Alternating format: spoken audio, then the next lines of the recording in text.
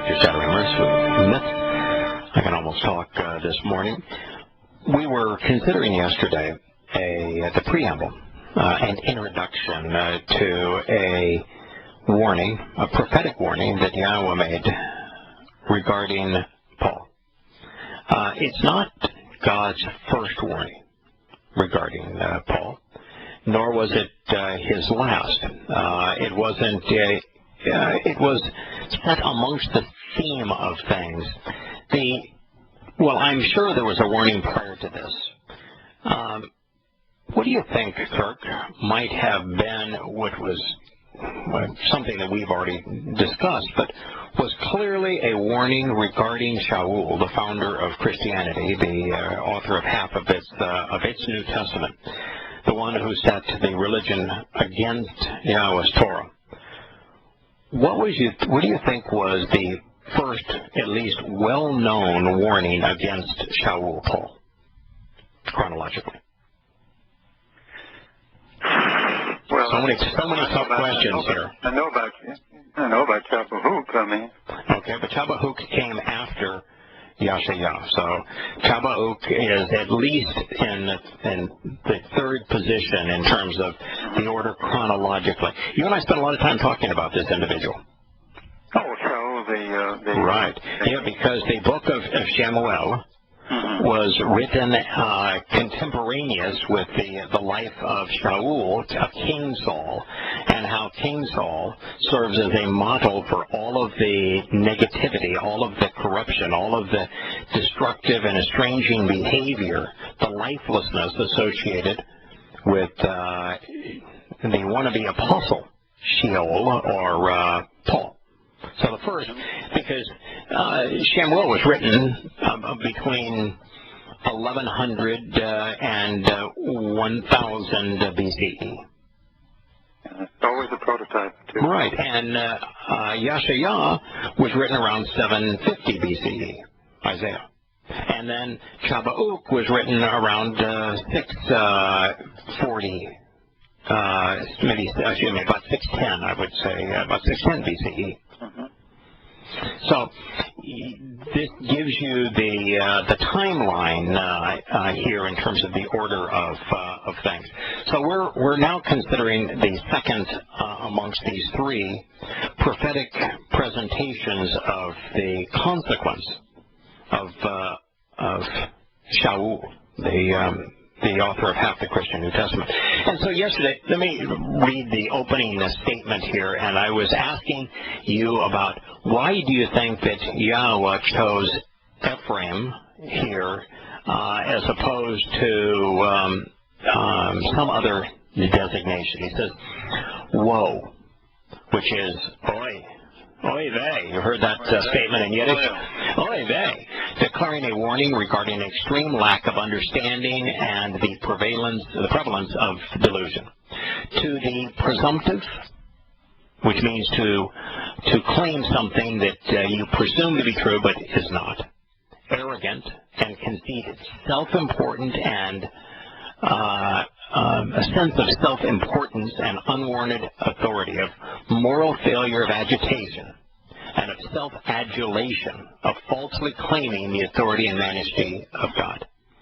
So the presumptive, arrogant, and conceited crown, Torah, the wreath, the trophy taken by the victor, the mark of human leadership within religious, political, and military institutions, whereby the common people are often surrounded and encircled and distancing themselves from God.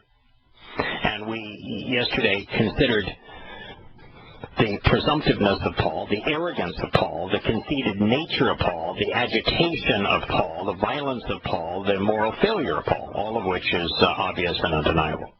Yeah. And then we were considering crown as to why the non-common word for crown was used here, which is a Torah, which is this circular ornamentation that is worn to be either as a wreath or a crown to designate victory or triumph or of human leadership.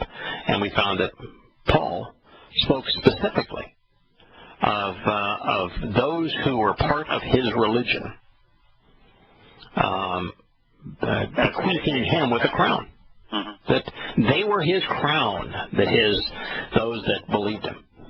They say, oh, wow, this is really, really insightful in that regard. And then it says of the intoxicated, we skipped over that for a moment, of Ephraim. And I asked you, so why was it of Ephraim? Yeah. Well, as a serious student of Roman, British, American Empire history, yes, all the characteristics of Paul are embodied in those people, and certainly you can make a case for the Ephraim, the northern tribes of Israel. They twisted everything. They hate Judah. I mean, I don't know where that started, but they came to hate Judah. Right. As did Benjamin, because Benjamin sided with them in the hatred of Yahowah. Yeah, well, Benjamin is just, they're awful to begin with, and they were told they were awful from the start. But Ephraim was such a major thing through the line of Joseph. That became bizarre, that they would turn into such opposing, and to such an opposing country. Yeah, in fact, I think you've already hit the two most important. Okay. And we'll go on from there. But I think the single most important reason that Yahweh chose Ephraim is that in the book that Yahweh used to create the perspective that he had on the northern kingdom as Ephraim, what was his principal argument against them? Well, that they turned to other gods. Yeah, they were religious. Yeah. Yeah. Yeah, we have to be really careful when we say, I use it all the time, so I'm not being critical here, but since there is only one God, they turned to false gods. False gods. Yeah. And that was Yahweh's principal argument against them. It's why he divorced them. He says, you've been unfaithful because you have turned and engaged in a relationship with false gods. So they were religious. That was the argument against them. They were worshiping false gods. What is the basis of Pauline Christianity? It's the same thing. Exactly. Very nice. So if you were going to use a term from Yahweh's perspective that speaks of God's disdain, God divorcing those who are religious, what would you pick? Ephraim is a pretty good one. That's how he defines them. And he says, because of their infidelity, because of their desire to engage with false gods, think of Christianity, the Lord, Jesus, Christ, grace, the Trinity, the Queen of Heaven and Mother of God. All of those things. Everyone is false. Oh, absolutely, not equivocally.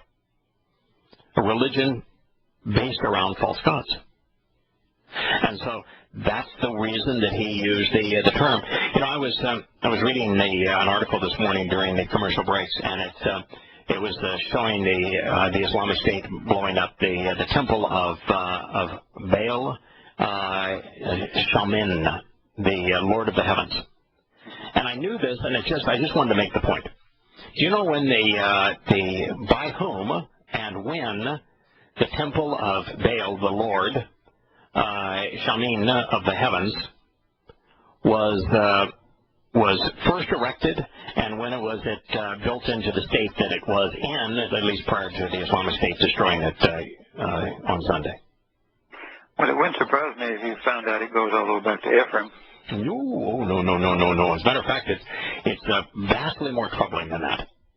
Really? The oldest part, the inter sanctum of the temple to the Lord of the Heavens, was conceived in the 1st century by the Romans, and the temple was completed, and it reached its highest status in the 3rd and 4th centuries. Well, that's telling. So this was the Lord of the Heavens was the principal competitor to all things Yahowah. And It was established by the Romans and built by the Romans during the same time that Yahowah and Yahowah were fulfilling the promises of the Torah.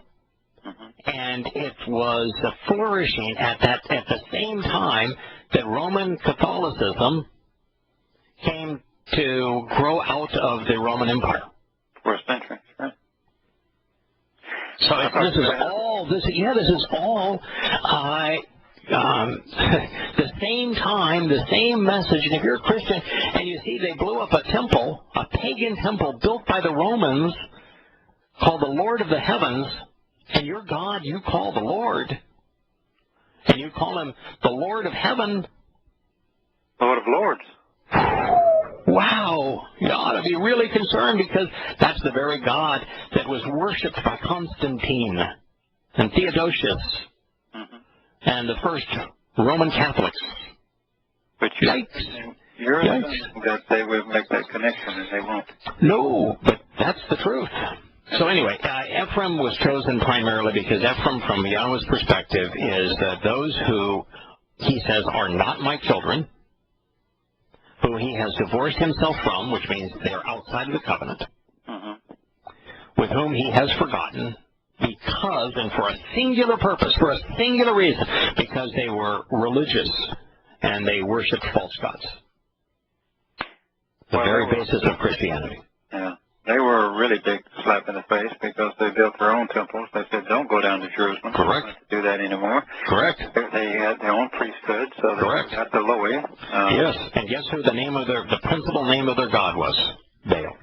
Baal, I'm sure. Yeah. So here you go. Yeah, that's the principal reason. The second reason you've also mentioned. Right. The second reason is that they were vehemently opposed to Yahowah. They even joined over to Egypt to go kill him. Right. And you know, when Yahweh was talking about this division between Yahowah and Ephraim, and the split between the two, and the fact that he's divorcing himself of Ephraim, part of that is that out of Yahowah would come Yahusha, and the means to our salvation. And yet, what did Ephraim oppose? Very same thing. And what did Paul oppose? Very same one. You betcha. He opposed everything that came out of Yahowah, the complete fulfillment of the Moed Nekre. Now, I cut you off, Kirk, as you were explaining other reasons that Yahowah would have chosen Ephraim, and I think that the two that you mentioned first and foremost, and particularly those two, are the primary reason. I had one other, and then I'm open to any others that you might have had. The third one that I have is really linguistics, because I like linguistics. What is the opposite? And you've already said it. What's the opposite of Ephraim? What was Ephraim opposed to? Yehuda. Yeah. And what does Yahud and Yahudah and Yahudim mean? It means related to God. Yeah, related to Yah. Yeah, related to Yah. And to relate to Yah.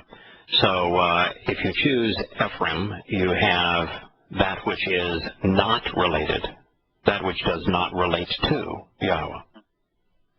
So from that point of view, I would say it's a nice position. The other thing that I like too, and we've hinted all around this, but the Yisrael, if he had chosen Yisrael, which would have included all of the tribes, then he would have insinuated that he was at odds with the covenant, because Yaakov became Yisrael, and the covenant was made with Yisrael, those who engage and endure with God.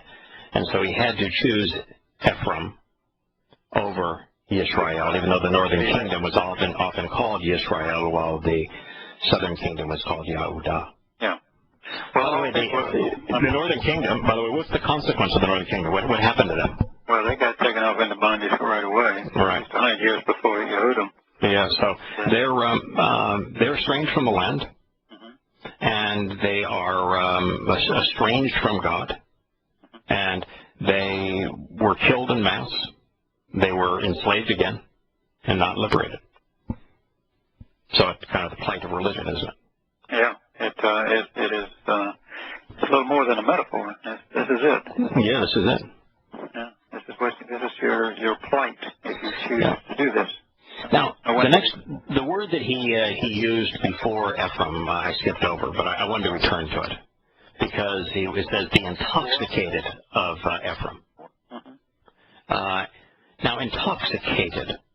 Does Yahowah ever infer that the goyim that Paul sought out, that he speaks of in speaking of Paul being arrogant and naming him by name, Shaul, and discussing his aversion to circumcision, but yet fascination with the male genitalia.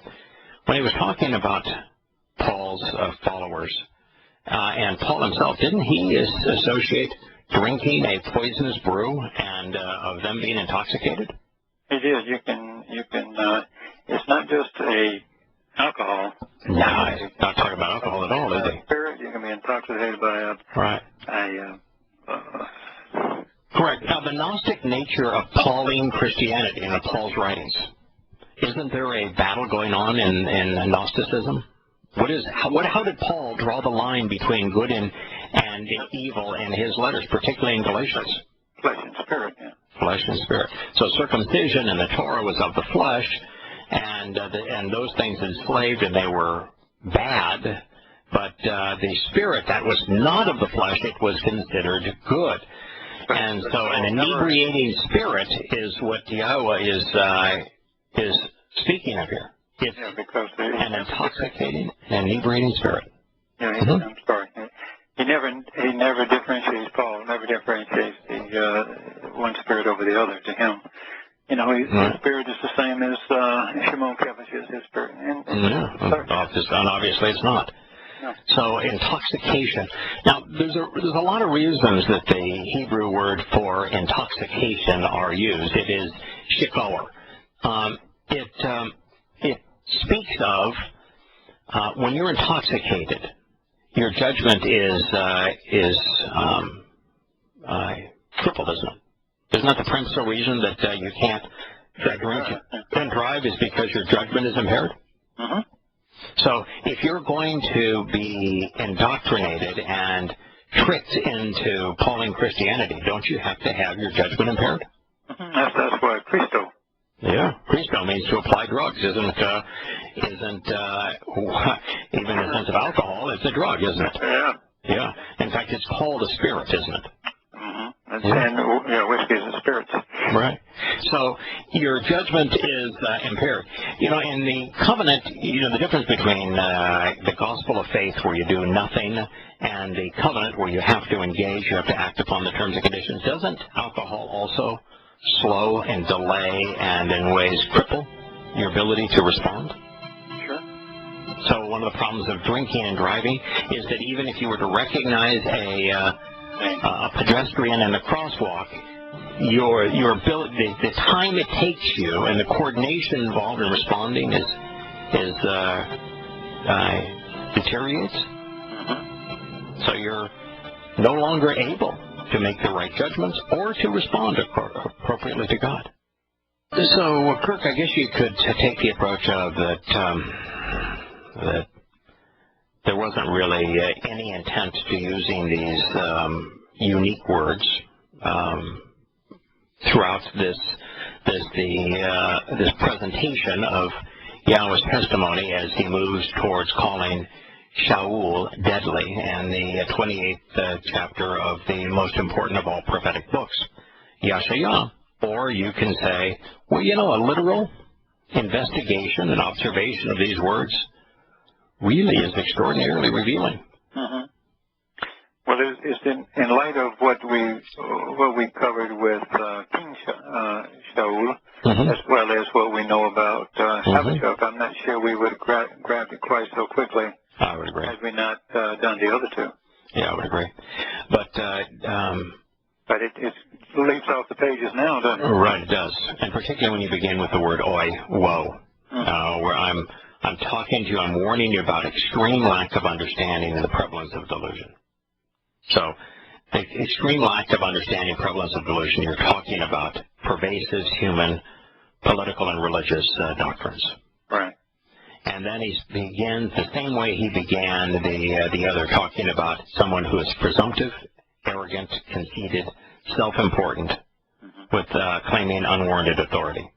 That's exactly how he begins not only Chava'uk, but isn't that these two concepts how the discussion with King Saul begins? You know, I'm warning you. Whoa, Israel, you don't want this. And then talks about the ego and the self-serving nature of political leaders. Well, you probably come to the conclusion, the collective you, we probably come to the conclusion, as my wife said on Friday after the two programs on Friday, she said that, you know, it's the same, the gestalt to her becomes, it's the same story. He keeps warning us from the start, and he's telling us there's a pathway home. And here's the plan to get back, and it's the same story all the way through. And the same thing with Paul. The warning of Paul is more than just the warning about what Paul said, as much as the embrace of the people who embraced it and how they've screwed up the world since. Correct. It's the characteristics of Paul as much as Paul himself. I mean. Correct. Yeah, if Paul was unknown, then he would. But if Paul was unknown, do you think that Yahusha and Yahowah would have spent this much time warning us about them? It's because they ran with the ball. They picked up the ball and ran with it. Yeah. If you do not ascribe the Paul of Christianity to these warnings, then you are left saying, well, then God was just mumbling to himself because there's no one else in human history that meets these criterion, and then you have an irrelevant deity. So if he's not talking about Paul, then he's either wrong or irrelevant, and if he is talking about Paul, then Christianity is wrong. And it's more than obvious that it is Christianity. Right. It can't be anything. Yeah, it's exactly the same thing. In fact, even having the third word being crown.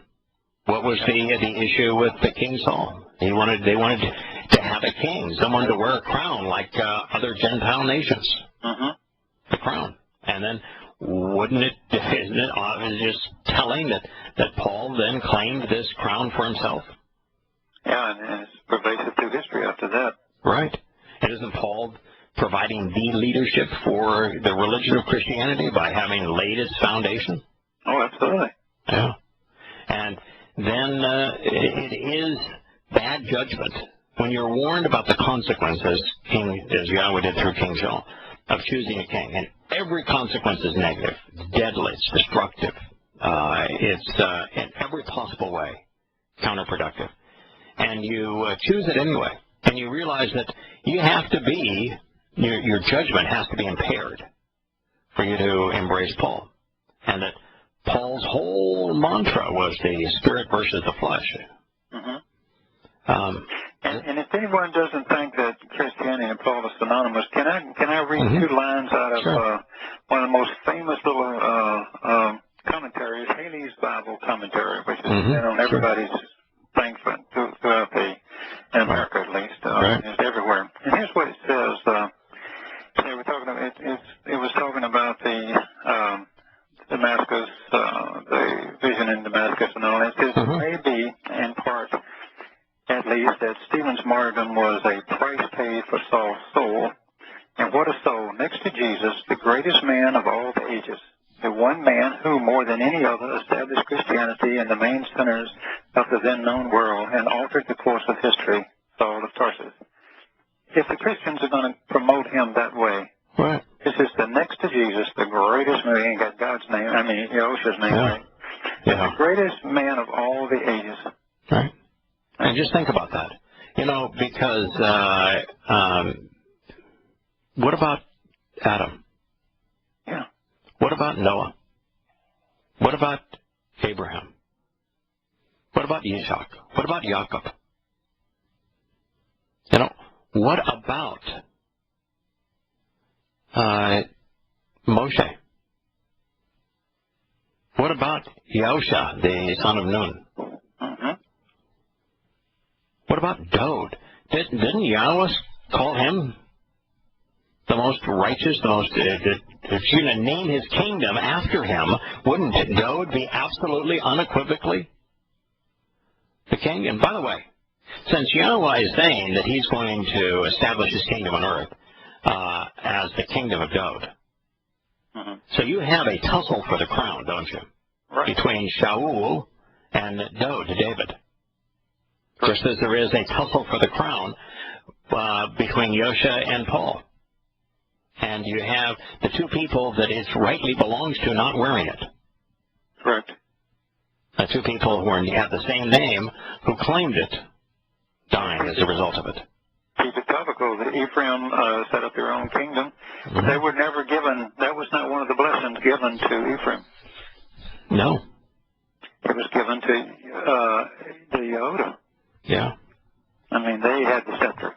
Yep. It's the name used to describe Yisrael apart from Yahowah, the second son of Joseph. Mm-hmm. A name deployed by Yahweh and Hosea and Yashayah to describe the northern kingdom during their separation from Yahowah and divorce from Yahweh when they disassociated from the covenant. Mm-hmm.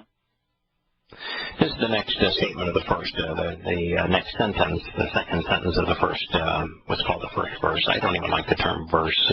Mm-hmm.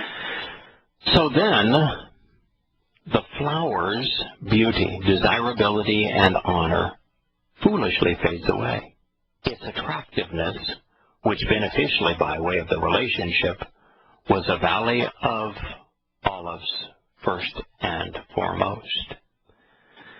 So he's talking about the consequence of this intoxication of Ephraim. And it says, so Ephraim as one of the, as a group, many of the 12 tribes, really all but Yahowah, because Benjamin sided with him. So then the flowers, this is the blooms, this is the attractive and reproductive part of the plant, that which flourishes and shines as a result of engraved inscriptions. That where those that are TSYTS, so this is signpost and signpost in terms of the letters. That this is ones whose faces were gleaming and sparkling, even the salt which preserves food, and the wings that enable birds to fly. So all of this stuff, the wings that enable birds to fly, the salt which preserves food, smiling, faces gleaming, eyes sparkling, a flourishing and shining life, the reproductive part of the plant, the attractive nature of the plant, mm-hmm. that all foolishly fades away. And so with trysts, there's so much insight there. Mm-hmm. You know, how are you going to reproduce children in the covenant if the reproductive part of your nature is gone? Mm-hmm. How are you going to be attractive to God if your attractiveness is gone? How are you going to shine with Yahweh if you no longer are enlightened by His engraved inscriptions? Right. So it even talks about faces gleaming, eyes sparkling, the salt and the wings. All that's gone.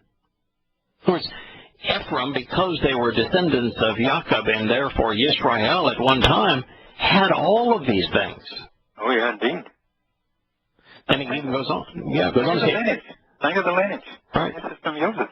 They were originally part of the signposts along the way. All of it squandered. It says beauty, desirability, and honor.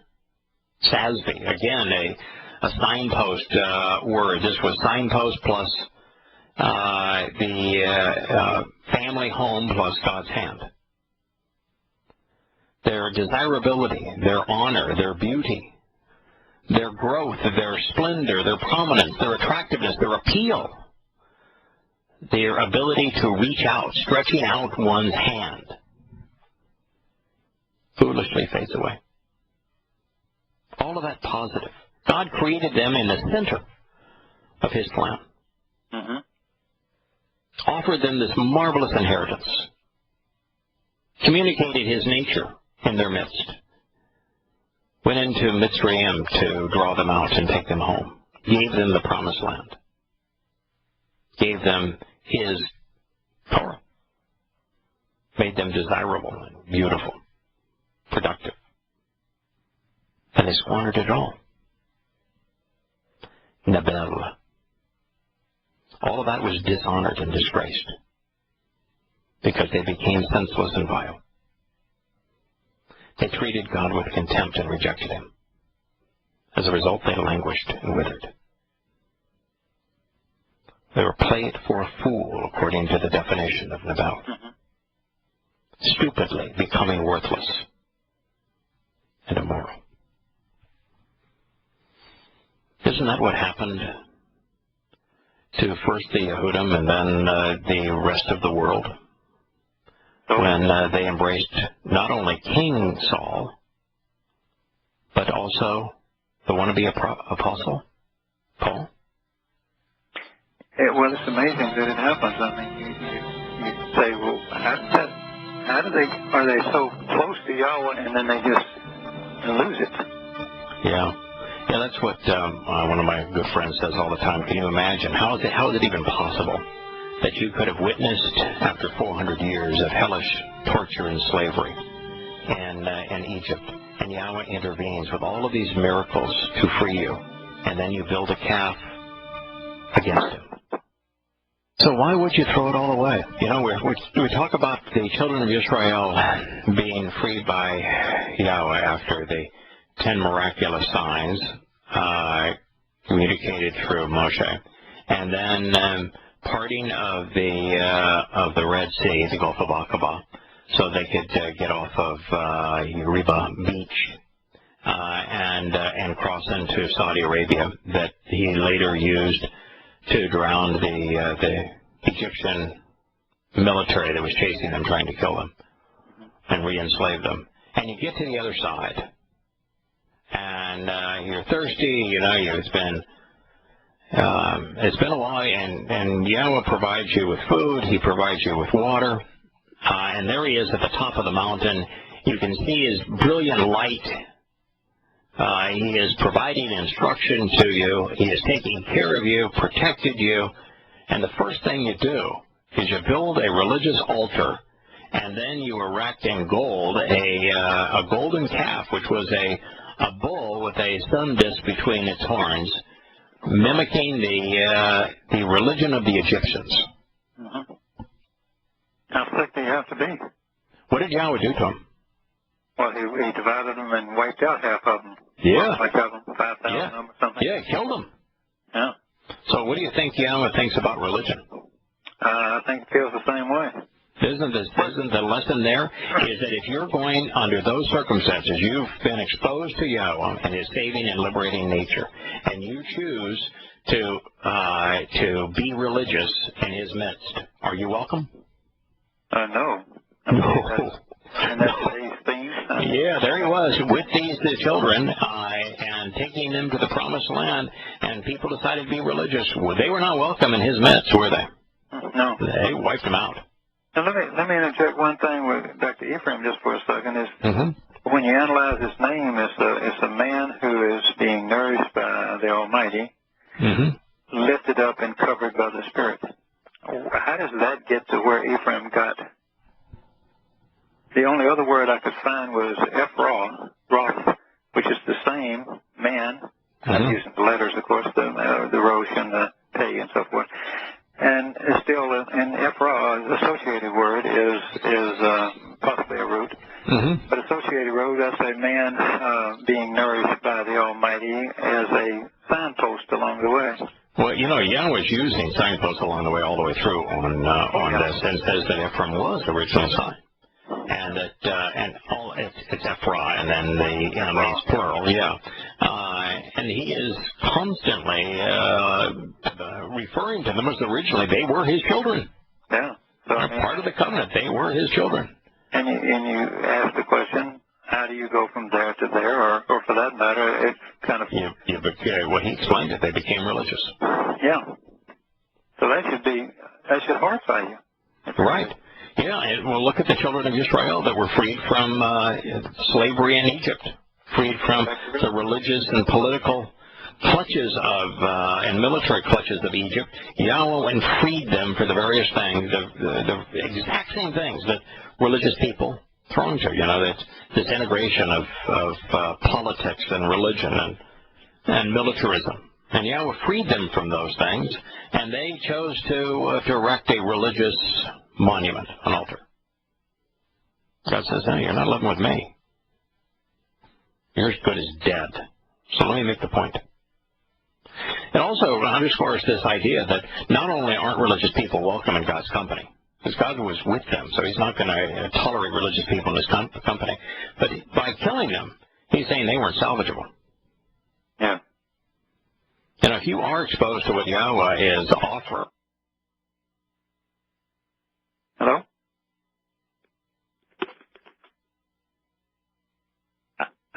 Oh, he did? Oh, okay. Well, the point being that I'm sure he was going to say that